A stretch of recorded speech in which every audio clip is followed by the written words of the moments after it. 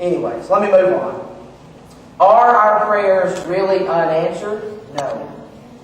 There is really no such thing as an unanswered prayer. God always answers our prayers. Toward the close of his life, a missionary by the name of Adoniram Judson said that all of his sincere and earnest prayers were answered. But Judson prayed to enter India and was compelled to go to Burma. He prayed for his wife's life, and he buried her and the 2 children.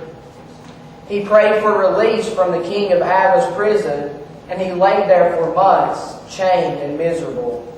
He prayed for converts, and it was years before the first convert was made. Scores of Judson's petitions had gone without an affirmative answer. Nevertheless, he maintained that he had always been answered by God.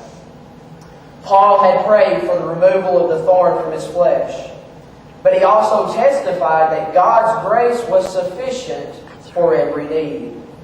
And when Jesus prayed that the cup might pass, he had to drink it. He faced Pilate and the cross, and we have salvation because of it. Unanswered prayer? No. Prayers answered beyond our imagination.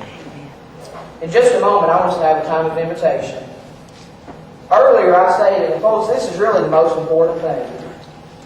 If there is known sin in your life and you have not confessed and repented of that sin, you cannot expect God to answer your prayer.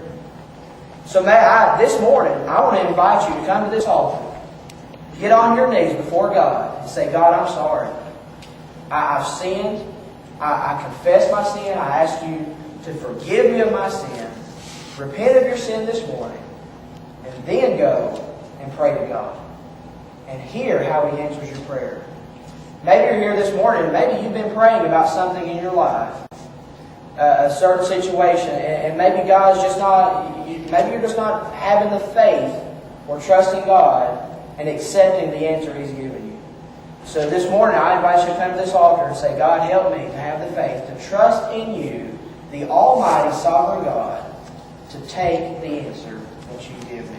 Brother, as you come, as we